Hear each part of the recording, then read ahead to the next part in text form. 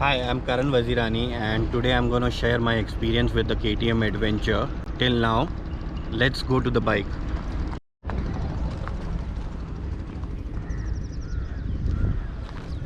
So this is my KTM Adventure and it's been almost a year that I've been using this, and what I've done is I've modified the bike according to my needs.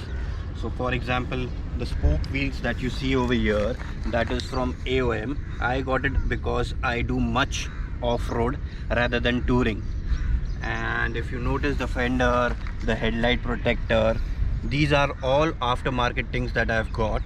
And so for protection of the TFT, I have also installed the Adventure Conquest TFT screen, and this is the Guardian Gear tank bag, and the wrap is Red Bull. So let's talk about the sprocket that I have installed. So this is the race custom sprocket which I had got it in June. It's almost 10,000 kilometers that I've done till now, and I just needed to change the change. So if you see, this is a gold chain, the roll-on brass chain, which I changed it around 9,800, and it costed me around 2,000 rupees. So overall experience with me on this sprocket is very well and good. One of my friend is also using it, so I'll just share that video also. I'll ask him about the questions regarding the changes that he has done and what he feels about it. So let's come here. If we see, this is the Gpr exhaust. So this is the Gpr exhaust which I had on my street triple. So what I did is I have installed it on my KTM Adventure, and if you hear, I'll just show you how it sounds.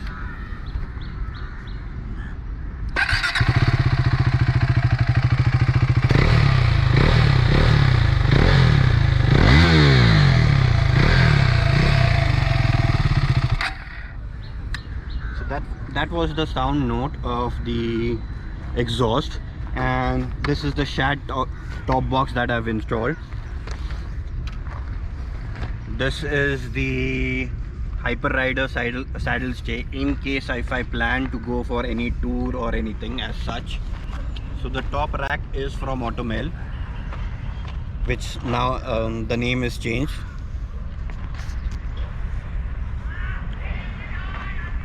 So when we talk about the off-road, I really like the performance on the lower end with the sprocket.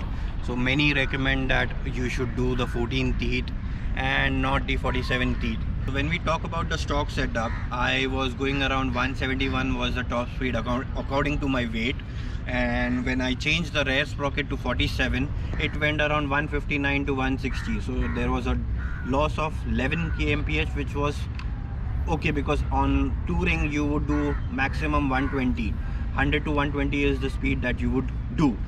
And if we talk about the long term, it's been almost 9,700 10,000 kilometers, and I did not face any issue rather than changing this chain. So when we talk about the sprocket also, one more thing I forgot to tell is that this sprocket life is almost around 25,000 kilometers. And if you see, just I'll show you the sprocket how it is right now. So the sprocket life is still there, only the chain which I had to change, I was using the stock chain, hence I had to change it. So I'll end this video over here. You can follow me on my Instagram ID and do subscribe to my channel.